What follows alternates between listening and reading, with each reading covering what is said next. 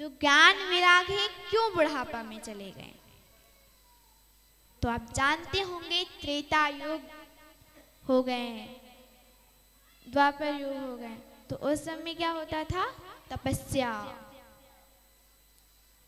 तपस्या से भगवान को रिझाया जाता था। पहले के जमाने में जब पूर्व हो गए, अभी तो बहुत पहले, वहां पे तपस्या करके भगवान को रिझाया करते थे, यज्ञ करके रिझाया करते थे। तो आप जान ही सकते हो कि उनमें ज्ञान ज्यादा होता होगा, विराग ज्यादा होता होगा। और अभी हमारे अंदर क्या हुआ कि ज्ञान और विराग की क्षमता है, कमी है। अभी ज्ञान विराग जो है, ज्ञान तो सभी के पास है लेकिन विराग नहीं है। तो अभी के जमाने में किसी को बोल दो जंगल में जाके तपस्या करना, तो महाराज बोलेंगे अपनी झोली को रखो और सीधे अपने गांव में चलते बनो। आजकल की जो है हमारे जो भक्त प्रेमी हैं, उन्हें बस इतना सा चाहिए, उनका मन में बस इतना सा होता है कि आप इतनी सरल भाषा में आप हमें बतलाएं कि हमारे जीवन में सुधार आ जाए और हमें भगवान की प्राप्ति हो जाए। हमें अपने घर को छोड़कर वृंदावन, मथुरा तो तीर्थ करने ना जाना पड़े, ना ही जंगल जाना। मैं ये भी नहीं कहती कि आप जंगल जाओ, वन में जाओ, कहीं बाहर जाके करो, नहीं, आप गृहस्थ जीवन में रहकर भी भगवान को रिझा सकते हैं। अच्छा, एक बात बताइए महाराज, जंगल में जाकर अगर भगवान मिलते, तो ये तो हमारी सोच है, अगर जंगल में जाकर अगर भगवान मिलते तो पहले तो जन्म किसका होता है? जंगल में शेर का होता है, हिरन का होता है, लोमड़ी का, उन लोग को जल्दी भगवान मिल जाते हैं, है ना? आप लोग सुने होंगे इंसान से ज्यादा जानवर वफादार होते हैं आजकल। तो जब हम देखिए, हम लोग की कितने बड़ी सौभाग्य की बात है कि हम आ सकते हैं, देख सकते हैं, कथा को सुन सकते हैं, ताली बजा सकते हैं, एकदम भाव से बोल भी सकते हैं। परंतु जानवर को तो ये भी नहीं भगवान ने दिया है। जानवर तो राम भी नहीं कह सकता। कहते हैं भगवान का जब मरते समय अगर भगवान का नाम लिया जाए तो बैकुंठ की ओर चले जाते हैं, अपने धाम, अपने कन्हैया की ओर चले जाते हैं। तो महाराज आप सोच के देखिए, जानवर को तो ये भी नहीं मिला। जानवर भी तड़पता है कि अगर हमें भी अगर मनुष्य तन मिलता तो मैं भी आज भगवान को रिझाता, मैं मोह माया में नहीं फंसता। सब यही सोचते हैं, परंतु आने के बाद क्या होता है? क्या होता है? सभी मोह माया में फंस जाते हैं। तो हम यही कहेंगे कि घर पे भी रहकर आप भजन कीर्तन करने से, माला जाप करने से, अगर ज्यादा ना हो सके, बोलते ना सिर्फ भजन कीर्तन नहीं, ज्यादा ना हो सके तो किसी को देखो, आजकल के क्या हो गया है कि हम लोग देखो, छोटी छोटी अगर जीवन में आप उतारोगे ना तो बहुत बड़े बड़े काम भी हो सकते हैं। तो क्या होता है क्या कि जब हम हेलो बोलते हैं, फोन में हेलो बोलते हैं ना, तो वहां पे राधे राधे बोला कीजिए।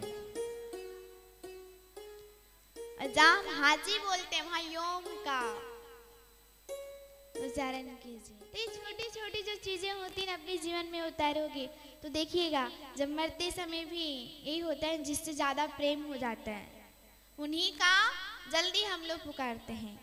अब देखो, किसी बच्चे को कोई चोट लग जाए तो सबसे पहले क्या पुकारेगा? माँ। क्यों? क्योंकि सबसे पहले माँ से ही, जीवन में किसी से प्रेम करता हूँ ना करता हूँ, लेकिन अपनी माँ से एक बेटा बेटी हमेशा करता है। इसीलिए कभी भी अगर चोट लगता हो तो आप लोग के मुंह से निकलता होगा माँ। तो माँ भी निकल जाए तो भगवान उसे भी तार देते हैं कि चलो अपने माँ का तो नाम लिया। आइए तो कहेंगे क्या? हे प्रभु मुझे बता दो चरणों में कैसे आऊं। ऐसे नहीं, अब देखो भगवान थोड़ी ना मूर्ख बैठे हैं, बताओ जरा, फालतू टाइम तो उसके पास है नहीं। हाँ, भगवान के तो बहुत काम होते हैं, संसार को देखना पड़ता है महाराज, उसका लेखा जोखा बहुत बड़ा है। तो सब लोग सोचेंगे कुछ कर ही नहीं रहे हैं, कुछ भुला ही नहीं रहा है हमें अपने मन से, तो क्यों जाए।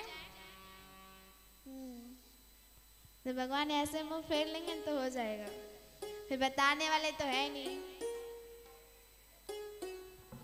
तो अब देखो, मैं तो बता दूंगी आपको, ठीक है, बता दूंगी, परंतु अपने जीवन में उतारोगे नहीं। क्यों? क्योंकि आपको कुछ मतलब कुछ एहसास ही नहीं हुआ, कोई फील नहीं हुआ, कोई अनुभव नहीं हुआ। तो फिर कहना है क्या, हे प्रभु हमें बता दो चरणों में कैसे आओ, हे प्रभु हमें बता दो, हे प्रभु हमें बता दो चरणों में कैसे आओ, हे प्रभु हमें बता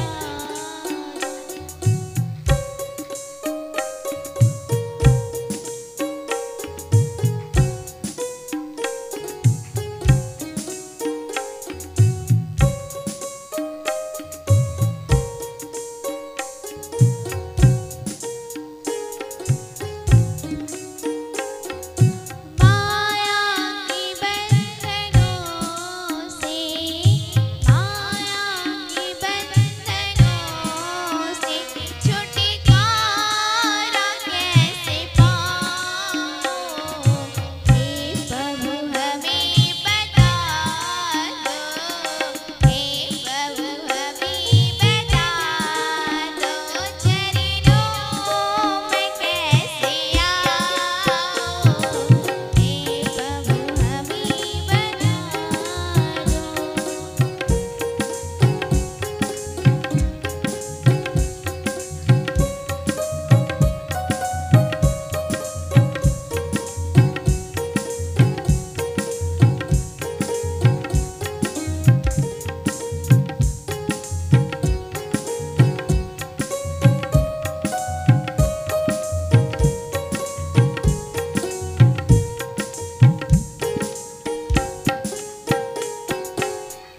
और क्या कहना है, मीठी मीठी डालने से, हाल कहती हुई क्या, ना जानो कोई पूजन, ना ज्ञानी हूँ मैं भगवन,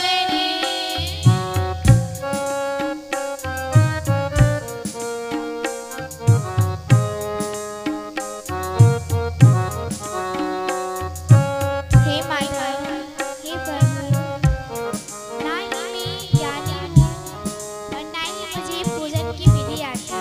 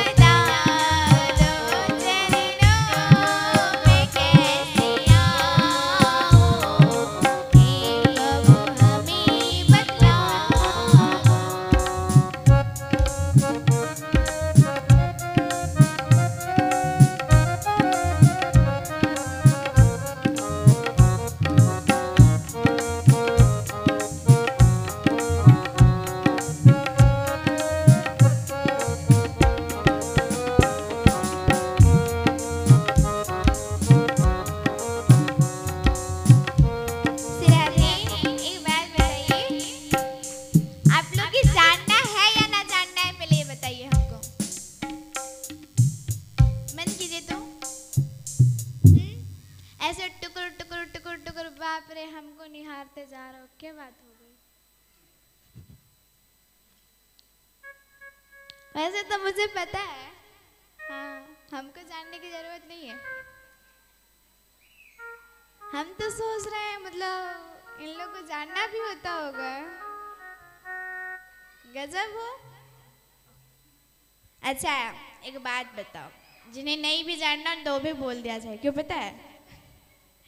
क्योंकि देखो, अब देखो लाइफ की तो कोई गारंटी है नहीं, कोई गारंटी है नहीं, कब जाके भगवान उठाए ले महाराज, तो मुझसे पहले कह के रख दो कि मुझे कुछ आता वाता नहीं है, एक तू ही है, इतना कह के रख दो। देखो अपना कोई बनाता है ना तो अपने वाले को ज्यादा फिक्र होती है, तो कन्हैया जी को अपना बना लो तो अपने वाले को ज्यादा उन्हें फिक्र होगी। कन्हैया जी भी सोचेंगे मेरा ही अपना है, तो थोड़े मतलब जो हम लोग किए होंगे ना तो उसको मैनेज में कर देंगे, तो समझ जाओ, फायदे में रहा करो, ठीक है? तो कहने क्या, ना जानो कोई पूजनी, सिराधे ऐसे नहीं। क्या सोच रहे हो? देखो मैंने पहले बताया था, मैं जैसे बचपन में छोटी में जैसे नटखट थी, अभी भी वैसे ही हूँ। वैसे तो हर जगह तो नहीं करती, परंतु मैं यहाँ पे पहले भी कर चुकी और मुझे पता है यहाँ की मैया भी मतलब, देखो आप लोग जानते होंगे ना कि जो अजनबी होता है उसके पास बहुत सोच समझ के बोलना पड़ता है, लेकिन जो अपना होता है उसके सामने सोच समझ के नहीं बोलना पड़ता। तो अपने हो भाई साहब, इसलिए तो मैं ऐसा बोल रही हूँ, तो मजाक में मत लेना, सीरियसली हम आपको बता रहे हैं। तो आइए हम लोग भजन में आएंगे, और सभी लोग लंबे लंबे हाथों से, सभी के पास भैया इतनी कंजूसी करोगे तो कान लेके जाओगे, हमें भी नहीं मालूम। इधर वाले, हाँ कहाँ आजकल तो नौजुवक भी एकदम बुढ़ापे के जैसे करते रहते हैं। कहेंगे क्या, ना जान कोई पूजन, ना जानी हूँ मैं भगवनी,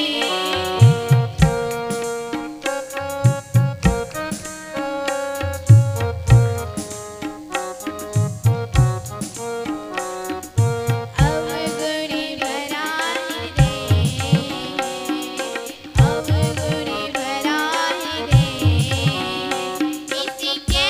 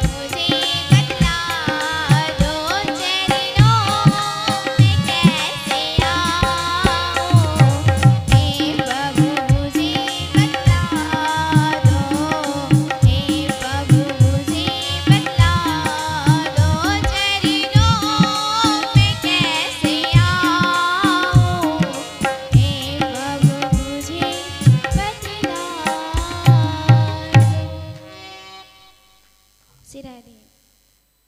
हरे कृष्णा। बोली लड्डू गोपाल की, खाटू स्वामी की जय। अच्छा, लड्डू गोपाल के जानते हो कौन है? कैसे हैं? जे तो बोल देते हैं। लड्डू गोपाल को कभी देखा है? अच्छा, किस किस ने देखा है बताइए तो, हाथ खींच तो। कौन दखल के हैं?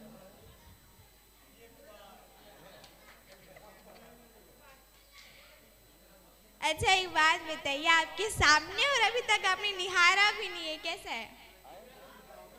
हाँ, तो किन्हीं को मालूम भी नहीं क्या है क्या नहीं है। अब देखो महाराज, हम अपने लड्डू गोपाल को लेके नहीं आए हुए। लड्डू गोपाल किनका है? जिनके घर पे अभी मैं रहती हूँ। जो दादू अभी जो हारमोनियम बजा रहे हैं वो हमारे आश्रम में भी रहा करते थे, तो ये उन्हीं का लड्डू गोपाल है। अब देखो महाराज, आपके घर में आपके गांव में लड्डू गोपाल है और आपने देखा तक नहीं, ये तो अचंभित की बात है। तो वही मैंने आज पूछ लिया। हाँ, तो हमें लड्डू गोपाल का स्वरूप ऐसा है। तो मैंने जो कहा था ना, लड्डू गोपाल की कल मैंने कथा श्रवण करवाई थी। क्या? कि मैया थी जो डॉक्टर को बुलाने के लिए कह रही थी। तो अब कन्हैया ने सोचा कि किन्हीं के लिए सखा बन जाते हैं, तो किसी के लिए भाई बन जाते हैं, किसी के लिए लल्ला बन जाते हैं, और जिसे भी जो भी नाम पसंद है, जैसे भी बुलाए वो दौड़े चले आते हैं। तो कहते क्या? सामने से लो लगा कर देखो तेरे पीछे चल देगा। सामने से लो लगा कर देखो तेरे पीछे चल देगा। किसने कहा? एक भक्त ने कहा। क्या? कि देखो, हर चीज मैंने कल कहा था कि हर कोई इंसान में कोई ना कोई कमियां होती है। ऐसे भगवान की कमजोरी जानते हो क्या है सो? हाँ, भगवान की कमजोरी जान जाओगे।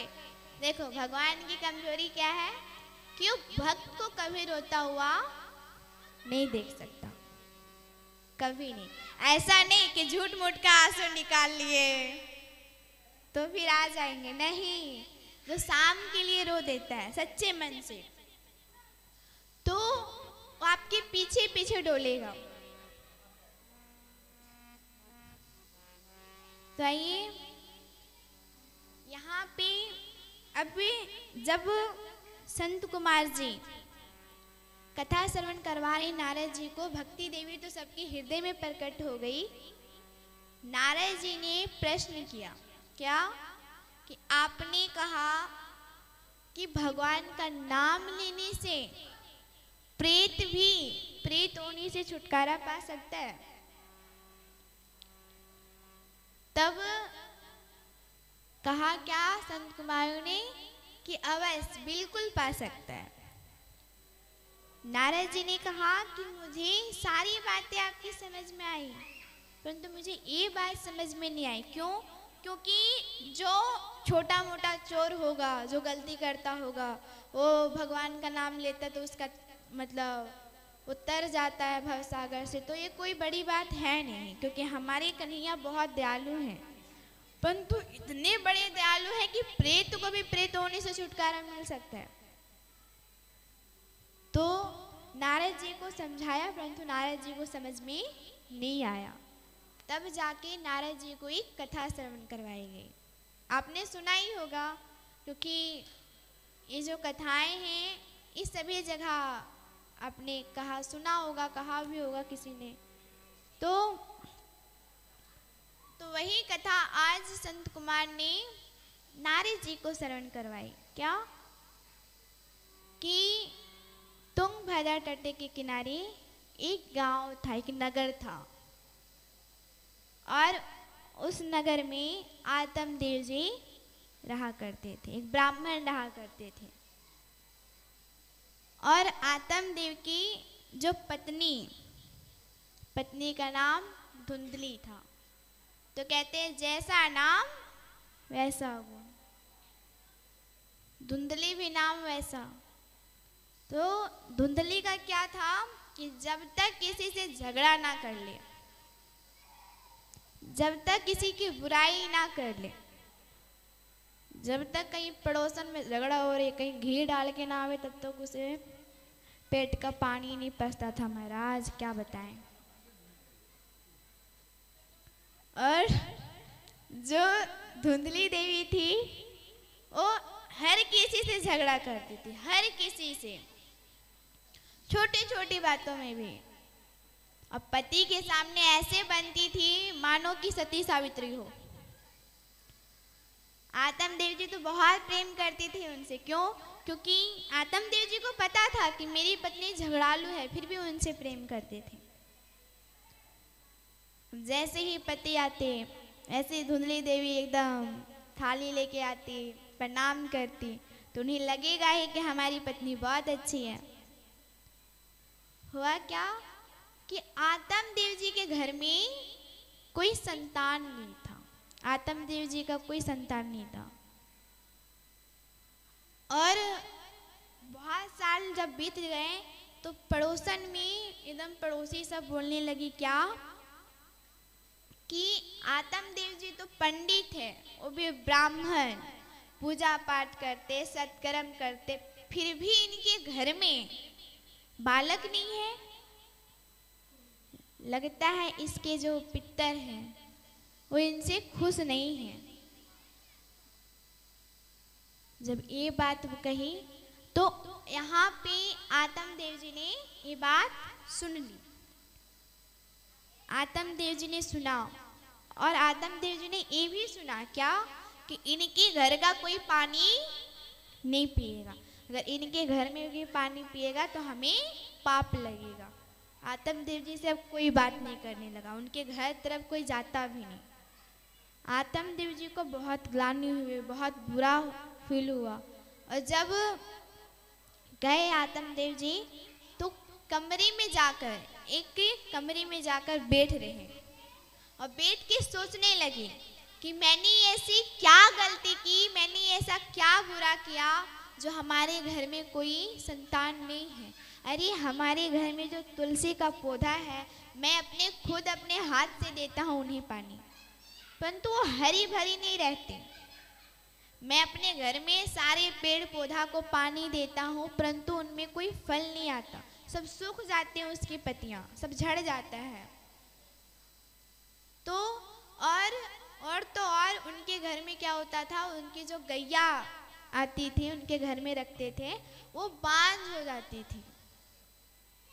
और हमारा भी कोई संतान नहीं है, तो मैं बहुत पापी हूँ, मैं बड़ा पापी हूँ, मेरे पितर खुश नहीं हैं।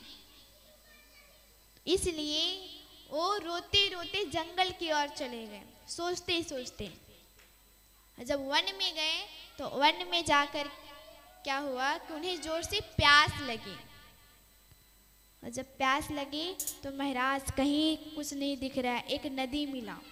नदी में जाके पहले पानी पिया, जल पिया, उसके बाद अपनी प्यास बुझाई और प्यास बुझा के फिर एक पेड़ के नीचे, एक वृक्ष के नीचे जाके बैठ गए। जब बैठी तो जोर जोर से रोने लगी, सोच सोच के।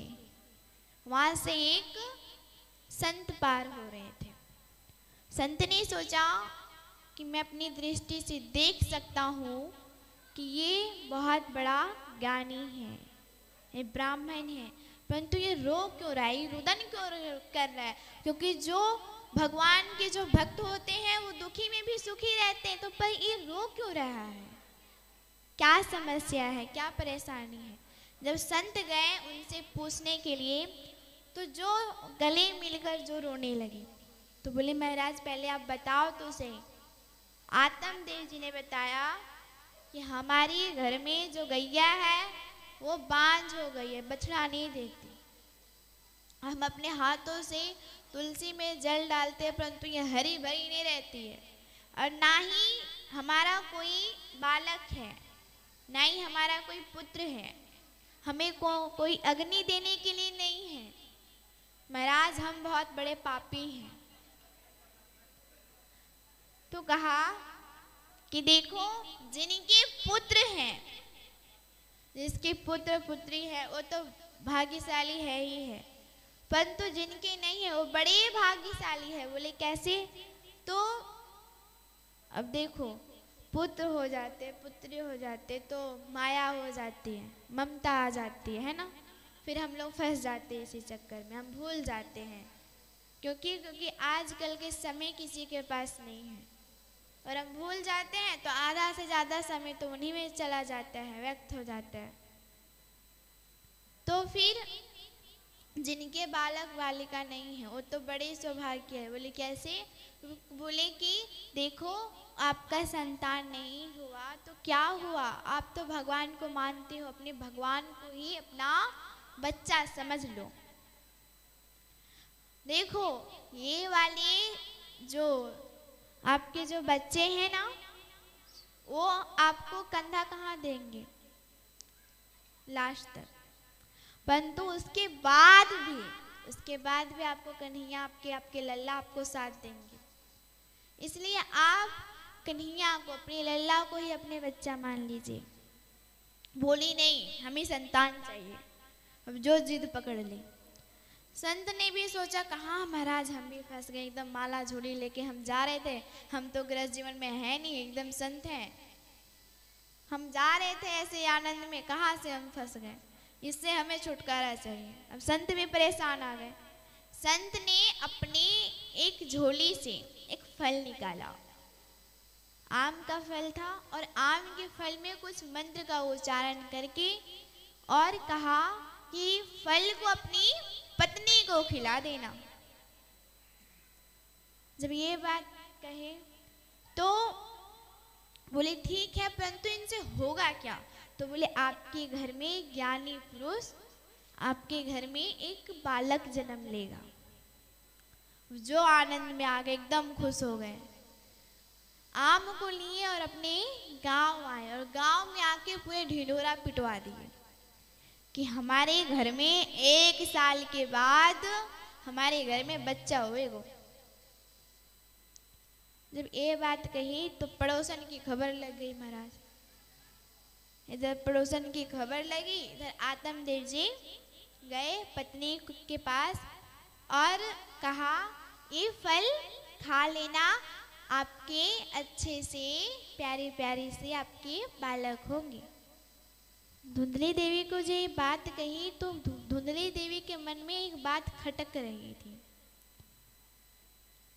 कि फल खाने से क्या बच्चा होता है क्या? अब जब ये बात खटकी तो महाराज इधर पड़ोसन की भी कान, इतने कहते हैं कि दीवार के कान होते हैं। महाराज क्यों दीवार को एकदम बदनाम कर रहे हो? दीवार के कान नहीं हुआ करते हैं, झूठ में ही उसके मतलब एकदम बदनाम करके रखो है महाराज। पड़ोसन के कान में गई, पड़ोसन आयो, पड़ोसन आके बोली कहा बहना क्या सुन रही हो? बोले क्या सुन रही है? बोले कि मैंने सुना है कि आपके घर में 1 साल के बाद बच्चा होगा, बालक होगा, आपका संतान होगा।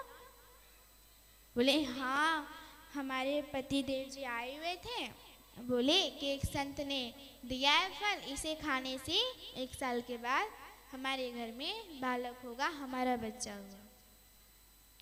जब ये बात कही तो बोले अच्छा तो बहना ये फल को तूने खा लिया? बोले नहीं। बोले क्यों? बोले कि हमारे मन में एक बात खटक रही है बहना कि फल खाने से बच्चा होता है क्या? और दूसरा बहना कि अगर ऐसे ही सुखदेव जी की तरह 12 साल हमारे घर में रह गए तो मैं तो सीधे ऊपर की ओर पहुंच जाऊंगी, सीधे पधार जाऊंगी मैं। और अगर कहीं मैं गर्भवती हो गई और आग लग गई मेरे घर पे तो सब तो भग जाएंगे, मैं तो घर पे बैठी रह जाऊंगी, मैं तो मर जाऊंगी। और बहना कहीं चोर डाकू आ गए तो सब तो अपने सामान, अपने झोली, अपने सब कुछ पैक करके ले जाएंगे और जो भी बचा होगा सो डाकू लुटेरे लेके चले जाएंगे और मैं तो बच जाऊंगी। मेरे गले में जितने भी सोने के हैं, चैन है, ये है, सब लूट के ले जाएंगे और हमें मार देंगे। अब जो एकदम कही जा रही है, कही जा रही है। अब पड़ोसन ने कहा कि तुम चाहती क्या हो? तो कहा कि बहना मैं चाहती हूँ बस बता दो कि हमको लगता है क्या कि हमको शंका हो रहा है। बोले किस चीज़ का? पता नहीं कौन से संत ने दे रखा है, किसी में अगर जहर होगा तो।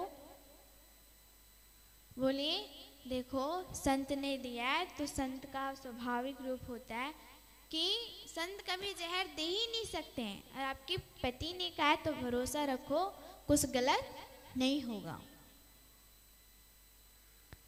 जब ये बात कही तो कहते हैं कि बहन अगर मैं ये फल खा लूँगी। बोले बस बस बस बस बहुत हो गया, मैंने बहुत सुन लिया। तुम खा लोगी तो तुम सीधे पधार जाओगी, तुमको डर है। परंतु संत ने दिया है, भरोसा रखो, फल को खा लो, हो जाए तो भी ठीक, अगर नहीं हुआ तो भी ठीक।